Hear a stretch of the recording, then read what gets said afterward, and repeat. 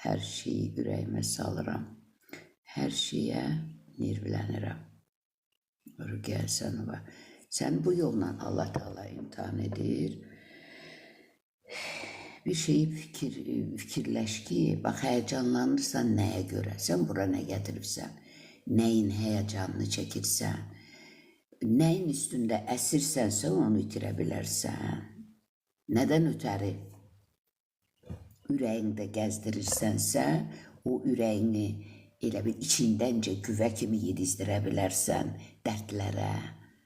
Məsləhətinə şükür, qəzəbi təmkinlə udmaq lazımdır, sən nirvələnirsən. Biraz bir kompleks qəbul elə, vitamin.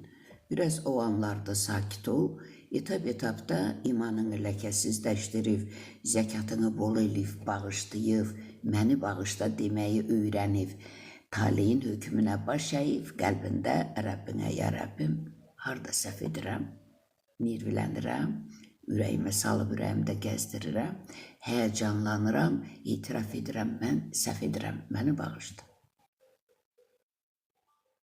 Və bundan başqa bilib bilmədiyim, unudub unutmadığım, anlayıb anlamadığım səhvlərimlə sənə gəlirəm. Qəlbindədir hər kəsin Allah. Onu heç axtarmaq lazım deyil. Aydın deyilir Quranda, bunu dönə-dönə demişəm, yenə deyirəm. Təkrar biliyin, anasıdır demişlər.